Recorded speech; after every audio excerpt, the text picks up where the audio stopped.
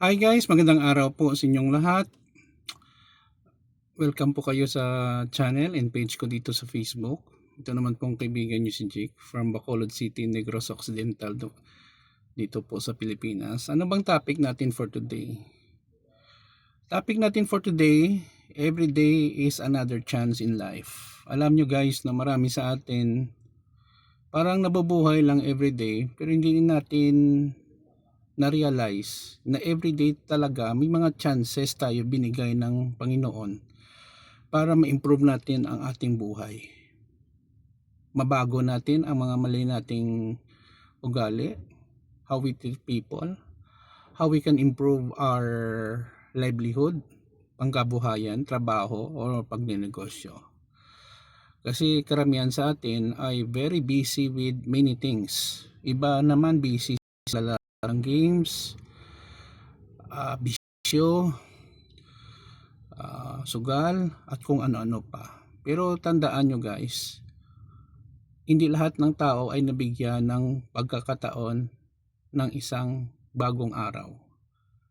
Iba nagkakasakit, iba namatay, no? So dapat po magpasalamat po tayo na binibigyan tayo ng Panginoon ng bagong araw, bagong simula para sa ating sarili at para sa ating pamilya at sa mga kakilala natin. Huwag nating sayangin. Kasi everyday guys is a precious day, no? We can make a decision that can change our lives. Either it is good or bad. Whatever it is, pray for it before you make your decision. Take a gamble, take a risk. Karamihan sa atin natatakot mag-take ng risk kasi alam natin baga mabigo. Sabihan tayo ng mga kakilala natin, pamilya natin, sabi ko na nga gumawa ka ng ganitong decision, hindi ka naman natanggap sa trabaho. You're just wasting your effort, money, magpapadala ng application sa in-applyan mong trabaho, hindi ka naman pala natanggap kasi may mga tao na sila na tinatanggap dyan, mga backer, no? Or palakasan system, whom you know, especially sa government system. Pero alam nyo, okay lang yon, at least you have tried, no? Walang namang masama doon. Siyempre, ang gastos at hirap nandoon na. Pero isipin natin, baka para hindi pa yun para sa iyo ang trabaho. Or nalugi ka sa negosyo, baka ang negosyo hindi para sa iyo, or hindi pa time na para sa iyo ang mag-start ng isang negosyo.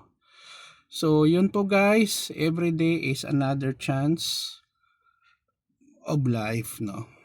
Nako, napakahalaga po ng buhay ng tao. Tignan nyo lang, iba sinisira ang buhay, inom, sigarilyo, drugs. Iba gusto talagang mabuhay kaso hindi na kasi may taning ng kanilang buhay, may mga cancer or karamdaman or na-aksidente dyan. Sayang, no? Pero yun nga guys, no? We have to value our time and day, no, in this world. Yun lang po, maraming salamat. Please follow me in my Facebook and YouTube channel. Please subscribe.